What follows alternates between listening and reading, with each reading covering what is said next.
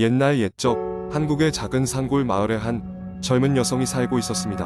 그녀의 이름은 수진이었고 도시에 있는 대학에 다니기 위해 항상 이른 아침 첫 기차를 타야 했습니다. 그녀의 집에서 기차역까지는 약 30분 정도 걸리는 거리였고 길은 숲과 논길을 지나야 했습니다. 어느 겨울날 아침 수진은 평소처럼 어둠이 짙게 깔린 길을 따라 기차역으로 가고 있었습니다.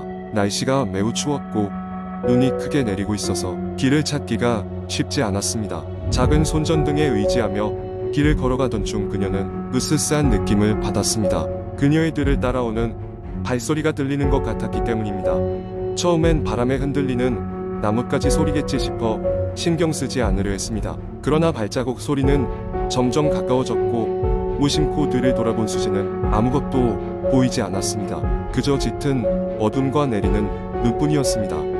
그녀는 이상한 기분을 떨쳐내고 서둘러 발걸음을 재촉했습니다. 수진이 기차역에 가까워질 즈음 눈앞에 작은 몇 건물이 보였습니다. 역은 언제나처럼 고요했습니다. 그녀는 조금 안심했지만 여전히 뒤에서 들리는 발자국 소리에 마음이 불안했습니다. 플랫폼에 도착해서야 그 소리가 멈췄고 수지는 안도의 한숨을 내쉬며 기차를 기다렸습니다. 기차가 도착하고 수지는 안으로 들어가 자리에 앉았습니다. 기차는 곧 출발했지만 그녀의 마음은 여전히 불안했습니다. 창밖을 바라보며 눈에 덮인 어두운 풍경을 응시하던 중 문득 그녀의 시야에 무언가 스쳐 지나갔습니다. 그것은 기차가 지나가는 어둠 속에서 희미하게 보이는 마치 인간의 형체 같았습니다. 곧이어 기차 안의 조명이 순간 깜박였고 수지는 갑자기 식은땀이 흘렀습니다. 불안한 마음에 그녀는 가방에서 교재를 꺼내기 위해 자리를 뒤졌습니다. 그 순간 옆자리에 누군가 앉아있는 듯한 차가운 느낌이 들었습니다. 무서움에 둘러보았지만 그곳엔 아무도 없었습니다. 다만 뭔가 축축한 차가운 공기가 그녀의 얼굴을 스치는 듯한 기분이 들었습니다. 기차는 종착역에 도착했고 수지는 서둘러 기차에서 내렸습니다. 도시에 도착했지만 기분은 전혀 나아지지 않았습니다. 그녀는 무언가가 계속해서 자신을 따라오고 있다는 느낌을 떨칠 수가 없었습니다. 그날 수업 내내 그녀는 계속해서 누군가의 시선을 느꼈습니다. 친구들에게 말도 해보았지만 모두 그냥 피곤해서 그런 것이라며 대수롭지 않게 여겼습니다. 그러나 수지는 직감적으로 그것이 단순한 환영이 아님을 알고 있었습니다. 학교를 마치고 다시 기차를 타고 집으로 돌아가던 길 수지는 더욱 극심한 두려움에 휩싸였습니다. 기차 창문에 비친 자신의 얼굴 뒤로 마치 누군가가 있는 듯한 형체가 비쳤기 때문입니다. 깜짝 놀라 돌아보았지만 역시나 아무도 없었고 단지 어두운 밤과 반대편에 작은 불빛만이 보였습니다. 그렇게 며칠이 지나고 수지는 점차 지쳐갔습니다. 잠도 잘 수 없었고 숙제나 공부에도 전혀 집중할 수 없었습니다. 결국 그녀는 마을의 점쟁이를 찾아갔습니다. 점쟁이는 수진을 보자마자 뭔가 심상치 않음을 눈치챘습니다. 이건 보통 일이 아닐세. 누군가가 아닌 무언가가 자네를 따라다니고 있어. 점쟁이의 말에 수진은 몸서리를 쳤습니다. 그녀는 그동안의 이야기를 털어놓았고 점쟁이는 수진에게 작은 부적을 건네주었습니다. 이걸 항상 몸에 지니고 다니게나. 그리고 이번 주말에 그 길을 다시 걸어보게. 이번엔 혼자가 아니라 친구 두세 명과 함께. 수진은 그렇게 하겠다고 했지만 두려운 마음에 주말이 다가오기가 무섭도록 다가왔습니다. 그러나 이런 상황이 지속될 수는 없다고 생각했습니다. 그래서 그녀는 가장 친한 친구 2명에게 도움을 청했고 주말에 함께 그 길을 걸어보기로 했습니다. 주말 아침 세 친구는 함께 기차역으로 가는 길을 걸었습니다. 이번엔 아침 햇살이 눈부셨고 그 길은 전혀 다른 모습이었습니다. 함께 걷는 동안에는 아무 일도 일어나지 않았습니다. 수지는 안심하며 친구들과 즐겁게 집으로 돌아갔습니다. 그날 이후로 수지는 더 이상 기분 나쁜 따라오는 소리나 시선을 느끼지 않았고 점점 다시 평범한 일상으로 돌아갈 수 있었습니다. 그녀는 계속해서 부적을 지니고 다녔고 그 기이한 경험은 점차 희미한 기억으로 남게 되었습니다. 이 이야기는 곧 마을 사람들 사이에서 전설처럼 퍼지게 되었고 그 길은 여전히 기분 나쁘게 느껴지지만 이제는 모두가 함께 걸으며 웃음을 띄우는 산책로로 변했습니다. 하지만 이따금씩 홀로 걷는 사람들은 그 길에서의 심스러운 움직임이나 소리를 들었다고 말하곤 했습니다. 그럴 때마다 사람들은 그저 자연의 소리일 뿐이라며 웃어 넘기곤 했습니다. 하지만 수진만큼은 여전히 그때의 기억을 마음속 깊이 간직하며 소중한 친구들과의 동행이 얼마나 중요한지를 다시금 깨닫게 되었습니다. 두 번째 이야기. 제가 그 일을 처음 경험한 건 대학 시절 자취를 시작했을 때였습니다. 서울 외곽의 작은 아파트였는데 학생인 제게 월세가 저렴한 만큼 집 상태가 썩 좋지는 않았습니다. 벽지는 군데군데 곰팡이로 얼룩져 있었고 가구라고 해봐야 침대와 작은 책상 하나가 전부였습니다. 처음에는 그런대로 지낼만 했습니다. 학교와도 가깝고 혼자 지내니 자유로웠으니까요. 하지만 곧 이상한 일이 생기기 시작했습니다. 자정이 가까울 때쯤이면 항상 윗집에서 무언가를 끄는 끔찍한 소리가 들렸습니다. 나무를 바닥에 끄는 듯한 둔탁하고도 신경을 긁는 소리였죠. 그런데 이상한 점은 그 위층에는 아무도 살지 않는다는 것이었습니다. 수위 아저씨에게도 직접 확인을 했으니 분명 사람이 없는 집인데 말입니다. 처음에는 그냥 오래된 집이라 그렇겠거니 생각했습니다. 하지만 그 소리는 매일 밤 계속됐고 점점 더 선명해지는 것 같았습니다. 소리에 익숙해진 어느 날 밤엔 이상한 점을 더 발견하게 되었습니다. 윗집에서 나는 소리가 아니라 마치 천장 바로 위에서 누군가 걸어 다니는 것 같다는 느낌이 들었습니다. 자다가 깨어난 어느 순간 천장을 바라보니 누군가 얇은 슬리퍼를 신고 제 방을 배회하는 듯한 소리가 이어졌습니다.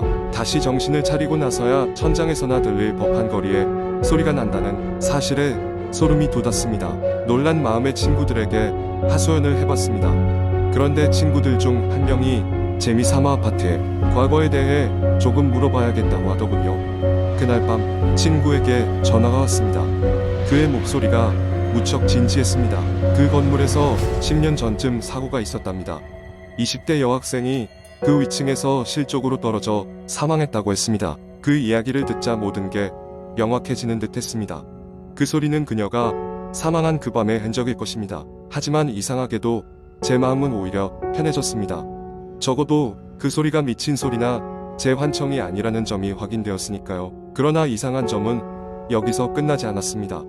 그 후로 아주 가끔씩 벽이나 바닥에 희미한 손자국 같은 것이 보이기 시작했습니다. 처음에는 그냥 지저분해서 그렇다고 생각했지만 손 형태가 너무 뚜렷했습니다. 매번 같은 위치에 나타나는 것도 아니어서 더 불안했죠. 며칠 뒤 새벽까지 과제를 하다가 깜빡 잠이 들었는데 꿈을 꿨습니다. 꿈속에서는 그 여자가 저를 향해 다가와 말을 걸었습니다. 이상하게도 그녀는 무섭기보다는 슬퍼 보였습니다. 그녀는 조용하고 침착한 목소리로 여기가 얼마나 외로운지 아세요? 라고 물었습니다. 그 순간 저는 너무 놀라서 꿈속에서도 말을 잇지 못했습니다. 그 후로 그녀의 모습은 사라졌습니다. 다음 날 아침 저는 이 모든 것을 수희 아저씨에게 이야기했습니다. 그는 잠시 침묵하더니 이야기를 듣고 집으로 돌아온 사람은 없었다며 자신도 그 층을 오르내릴 땐 항상 신경이 쓰였다고 했습니다. 하지만 오래된 일이니 크게 걱정하지 말라는 그의 말에 저는 조금 안심이 됐습니다. 결국 이사를 가기로 결정한 다음 달까지 별다른 이상한 일은 없었습니다. 이사 가기 하루 전 방을 청소하며 찬장을 정리하다가 한쪽 구석에서 눈에 띄는 것을 발견했습니다. 오래된 것 같은 작은 노트였습니다. 노트를 펼쳤을 때 혼란스러웠습니다. 거기에는 그 여자의 마지막 일기가 적혀 있었습니다. 그리고 마지막 페이지에는 이렇게 적혀 있었습니다. 이제 나는 어디로 가야 할까요? 그 이후로 이사를 간 그 집에서는 별다른 일이 일어나지 않았습니다. 하지만 가끔씩 그 밤에 들리던 소리와 슬퍼 보이던 그녀의 얼굴이 생각납니다. 지금도 외로움에 떨면서 홀로 그곳을 배회하고 있을까요? 어느 날은 그녀가 그 마지막 질문에 응답을 얻기를 바라며 창밖을 내다보곤 합니다. 세 번째 이야기. 어느 비오는 날 서울 변두리에 위치한 오래된 아파트 단지에서 시작된 이야기입니다. 이 아파트는 70년대에 지어졌으며 시간이 지나면서 점차 낡아가고 사람들에게 잊혀진 곳이 되었죠. 하지만 저렴한 임대료 덕분에 대학생들과 독신자들이 자주 찾는 장소였습니다. 그중 한 명인 주인공 지연은 졸업을 앞두고 마지막 학기를 보내며 이곳에서 자취하고 있었습니다. 지연은 어느 날 밤 늦게까지 과제를 하다가 졸음에 빠져 흘러내린 안경을 겨우 붙잡고 잠에서 깼습니다. 문득 시계가 새벽 3시를 가리키고 있는 것을 보고는 그 시간이라는 생각이 스쳐갔죠. 이상하게도 방 밖에서 무언가 쿵쿵거리는 소리가 들렸습니다. 옆집에서 무슨 일인가 라는 생각이 들기도 했지만 피곤한 몸에 사로잡혀 다시 잠을 청하려고 했습니다. 그러나 반복되는 그 소리는 점차 큰 소리로 지연의 신경을 긁어댔습니다. 마침내 지친 마음에 그녀는 이어폰을 꽂고 소음을 차단하려 했습니다. 그렇게 잠에 들어간 지 얼마 되지 않아 그녀는 다시 눈을 떴습니다. 이어폰을 꼽은 귀에 낯선 소리가 들려왔습니다. 들리니 낮고 차분한 목소리가 마치 귀 속에서 속삭이는 듯 했습니다. 지연은 혼비백산하여 이어폰을 뺐지만 방 안은 고요했습니다. 기분 나쁜 여운이 남아있었지만 다시 한 번 잠에 들려 애써 눈을 감았습니다. 다음 날 지연은 이웃과 인사를 나누다 자연스럽게 어젯밤의 소리에 대해 물었습니다. 이웃은 잠시 머뭇거리며 아랫집에는 누가 살지 않는다고 말해 주었습니다. 이 아파트는 종종 임대가 제대로 관리되지 않아 빈 채로 남아있는 집들이 많다고 했죠. 도저히 납득할 수 없는 생각에 사로잡힌 지연은 아파트 관리실에 전화를 걸어 확인해 보았습니다. 하지만 관리인은 그저 그 집은 비어있고 오래전에 살던 사람들은 이사간 지 오래되었다고만 이야기했습니다. 며칠 후 그녀는 인터넷에서 본서를 확인하기 시작했습니다. 아파트에 얽힌 다양한 괴담과 사건 사고들이 종종 이야기되곤 했으며 그 중 하나는 3층의 저주라는 것이었습니다. 그 층에 사는 사람들은 꿈에서 모두 같은 여자를 본다고 했습니다. 흰 옷을 입고 긴 머리를 늘어뜨린 여자가 복도를 걷고 있었다고. 지연은 점점 불안해졌습니다. 그리고 그날 밤 다시 그녀의 이어폰 속으로 그 목소리가 파고들었습니다. 이번에는 훨씬 더 명확했습니다. 같이 가자. 공포에 질린 그녀는 핸드폰을 붙잡고 불을 켜고는 주변의 노이즈 캔슬링을 작동시켰지만 그 목소리는 끊임없이 반복되었습니다. 두려움에 떨며 집을 나가고 싶었지만 새벽 3시의 아파트 복도는 상상만으로도 너무 무서운 공간이었습니다. 그렇게 며칠이 더 지나갔습니다. 그녀는 매일같이 밤마다 그 목소리와 대적했습니다. 더 이상은 견딜 수 없던 지연은 이사 결심을 했고 급하게 집을 구하기 시작했습니다. 하지만 이사 가기로 한 바로 전날 그녀는 아파트의 로비에서 이웃 주민 2명이 자살했다는 소식을 듣게 되었습니다. 복도 CCTV엔 아무도 오고 가지 않았으며 그들은 전혀 다르게 살던 사람들끼리였습니다. 지연은 그 소식을 듣고 호기심 반, 두려움 반에 그 주위를 기웃거리다 한 벽면에 걸린 오래된 사진을 마주했습니다. 몇십 년 전 이 아파트가 처음 지어졌을 때의 모습이었죠. 그런데 그 사진 속 창문 너머로 무언가가 서 있는 것처럼 보였습니다. 지연은 가까이 가서 다시 확인해 보았습니다. 그것은 바로 그녀가 매일 꿈에서 보던 그 여자의 모습과 똑같았습니다. 흰 옷을 입고 긴 머리를 늘어뜨린 채 침묵 속에서 창문 너머를 응시하고 있었던 것입니다. 모든 퍼즐 조각이 맞춰지는 순간 지연은 급히 건물을 빠져나갔고 이후 다시는 그 아파트에 발을 들이지 않았습니다.